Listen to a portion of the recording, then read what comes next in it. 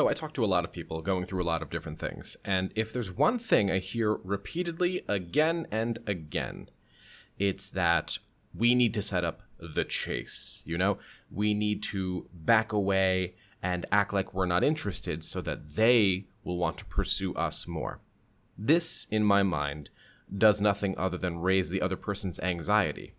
And then it begs the question, why would someone I just met, or someone who's relatively new, backing away from me, give me anxiety? I don't really have any skin in the game yet. Of course, I want them to like me, and I hope that they do. I am attracted to them. Hopefully they're attracted to me. But the idea that the best way to get a mate, a partner, whatever word you want to use, the best way to get them is to play on their fears and insecurities, I'm just not really so down with that idea. My friends, somewhere along the line, love became really unhealthy. And I guess to be more specific, I shouldn't even really say the word love, because what I'm hearing is not love. It's a sort of subtle manipulation for the purpose of getting a romantic partner who you like. But we're so focused on power dynamics and who's in control of the relationship that we forgot that the core reason that we get with people, romantically speaking, not a one-night stand, not, for a week, or, I need a boyfriend for the summer, or something like that. I mean, really get with someone for the long term, potentially kids, potentially marriage, whatever your objective may be, but at least long term, is happiness, fun, participation, cooperation. Does my trauma match up with their trauma? Do my boundaries line up with their boundaries? Do my compatibilities, things that are important to me, hobbies, friend groups, religious beliefs, etc., match up with theirs? And if there's a couple spots left unchecked here and there, it's no big deal because we can find some compromises. No two people are going to agree on everything, right? And that seems to be pretty reasonable. But for some reason, more and more, and I definitely blame the internet, Instagram, dating apps, you'll see that these people just want to play on each other's fears. And it doesn't come from a malicious place, truly. And the majority of the people I speak to genuinely believe that this is the way that you need to play the game. And the fact that they call it a game. So, this is the point in the video where someone raises, oh yeah, well what about no contact? You tell us to leave our ex alone, and what's that going to do? That's going to make their anxiety go higher and make them reach out. Except, I have, 200 plus, 300 plus videos saying, no contact is for you, it's not for them. And we can't be accountable for their reaction to every little behavior that we might have, no more than they can be accountable if we don't end up being super graceful based on one of their actions. A common example would be that if they are single, but you guys went through a breakup and they begin dating someone else, maybe it doesn't really feel nice, but they're not responsible for our reaction to that. They can't be. It's not fair. That's a breakup. They're allowed to. It sucks, but that's what it is. So I guess the entire reason I made this video is because I wanted to just, have a dialogue about it and see what your opinions were. And I would definitely encourage some thoughts in the comments below. And I want you guys to communicate with each other and figure out, what's going on in the mind of some of you when you're doing things like playing games or pulling away or hot and cold, anything like that. I'm not even necessarily talking about getting an ex back. I'm talking more about just general dating, whatever that might entail for you. And you'll see that most people, particularly when they're in their 20s, maybe early 30s, you'll tend to see a lot of this game playing. Like, I'll show interest and then pull away and they start chasing me, and cool, that's good. And to me, it just seems like, shouldn't there be mutual interest on both sides? Isn't that what we're aiming for here? I like you, and I let you know that I like you, and if you like me, great, let's make this thing happen. Instead of, I like you on Monday, okay, now I'm pulling away by Thursday so that you'll chase me, so that I can confirm to my own harmful self-limiting beliefs, see, they're chasing me, they do like me. It sets up this addiction, and as long as I have my addiction fulfilled, I'm okay. But the second the other person pulls away and becomes distant, well then I begin freaking out, endlessly questioning them, endlessly testing them and doing these weird loyalty checks to see if they still care about me, if they still want to be around me. Do you still love me? Do you still find me attractive? All of those little things. And so the next question would be, okay, fine, we see this in dating apps and stuff. What's the antidote? How do we beat this? And to me, it seems relatively clear.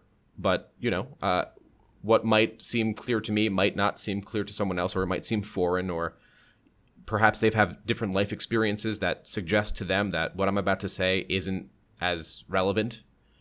But I've always just said, if I like you, I'm going to tell you.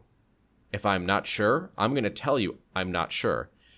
If I can't stand your guts, well, I might not be mean about it, but I'll probably tell you some version of, I don't really think we're compatible.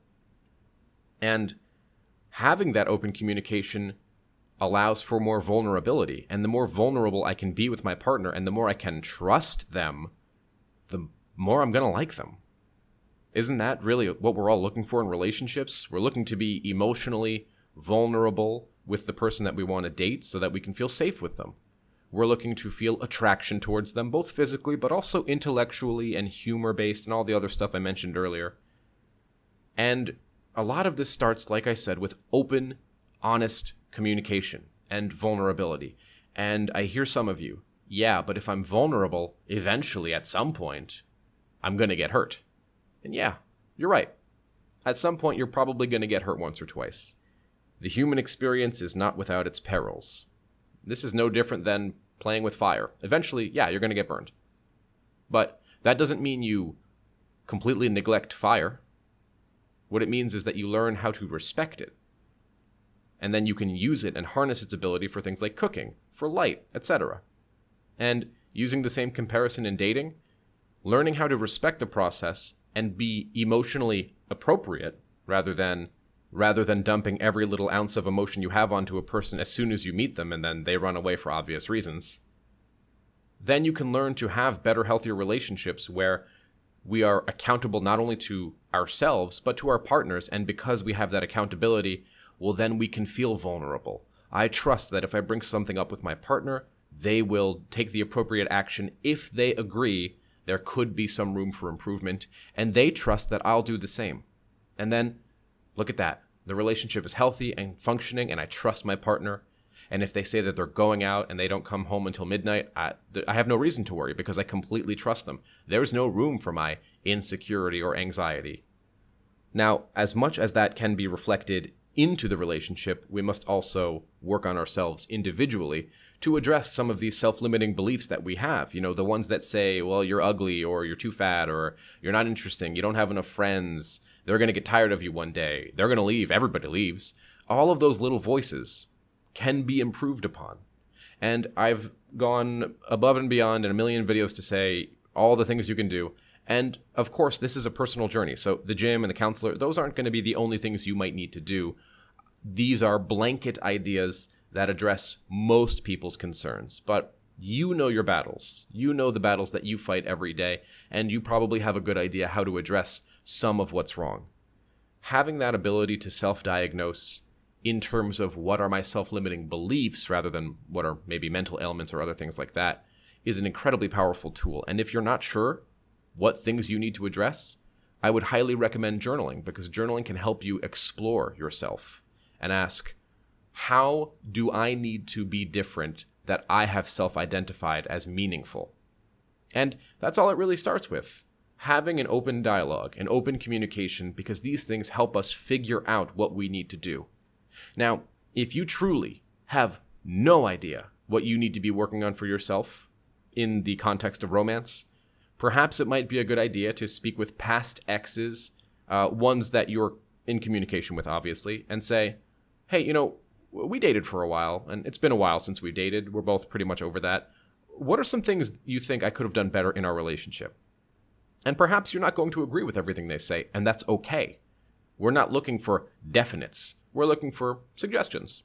What can I do to be better in the next relationship? Open communication, vulnerability. This is honey, and you'll win a lot more flies with honey. So, folks, I hope this video was relevant to you, and I hope that, of course, you are doing well. I'm always looking for community engagement, so I would love to hear your thoughts on this video.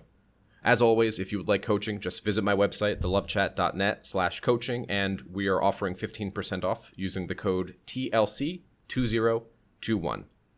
My friends, it's always great making content for you. Another video will be coming out shortly, and I'm looking forward to producing it for you. I'll talk to you all next time.